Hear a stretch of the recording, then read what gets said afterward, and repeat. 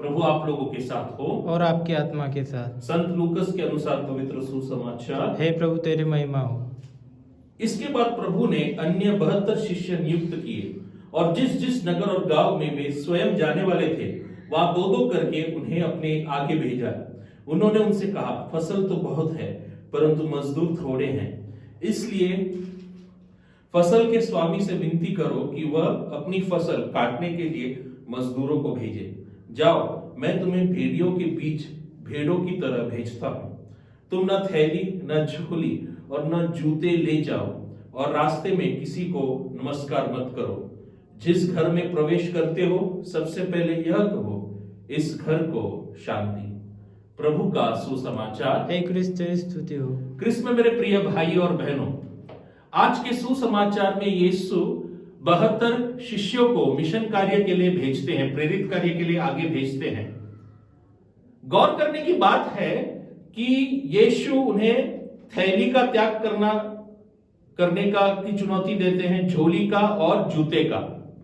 हमें मालूम है इज़राइल का जो भूवर्णन था, इज़राइल की जो परिस्थिति थी, मौसम था, वो संपूर्ण रीति से सूखा रहता था, क्योंकि हमें मालूम है इज़राइल का जो हिस्सा था वो मरुभूमि जैसा था उस समय। फिर भी यीशु ने जूते का भी त्याग करना सिखाते हैं, चुनौती देते हैं। पैसा झोली अत्यावश्यक था, क्योंकि उस समय जो था वे किसी वाहन में बैठकर सफर नहीं करने वाले थे, किसी जानवर या वो चल के आगे जाने वाले थे, तो रास्ते में रुकने की जरूरत थी और पैसों की जरूरत उनको रहने वाली थी। लेकिन इसके बावजूद प्रभु उनसे जो मूलभूत वस्तुओं का भी त्याग करने का आग्रह करते हैं। मेरे प्रिय भाई और बहनों, मिशन कार्य हम सबका है, क्योंकि यीशु के तो 12 शिष्य थे, 12 प्रेरित थे, लेकिन उसके अलावा उन्होंने 72 शिष्यों को भी नियुक्त किया।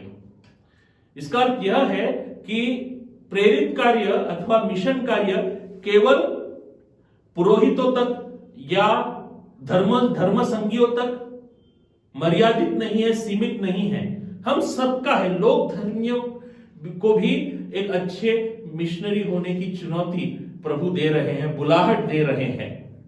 और इसके लिए हमें क्या करना चाहिए?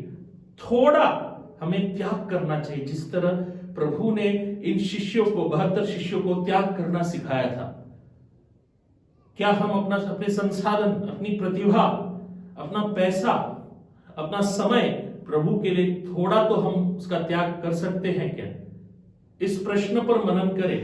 और आज इस प्रश्न पर मनन करते हुए कलीसिया हमारे सामने एक उत्तम उदाहरण प्रस्तुत कर रहे हैं, एक उत्तम साक्ष्य प्रस्तुत कर रहे हैं, और वह है संत फ्रांसिस जेवियर का साक्ष्य, जिनका पर्व आज हम मना रहे हैं।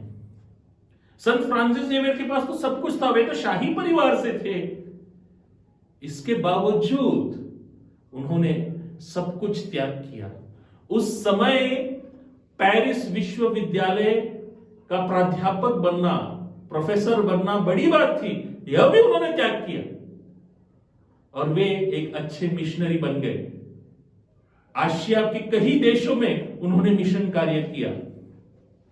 मेरे प्रिय भाई और बहनों, शायद हम फ्रांसिस जेवियर की तरह नहीं बन सकते, लेकिन हमारे धर्म प्रांत में, पल्ली में और कुटुंब में क्या हम एक अच्छे मिशनरी बन सकते हैं? इस प्रश्न पर मनन करें। आमीन।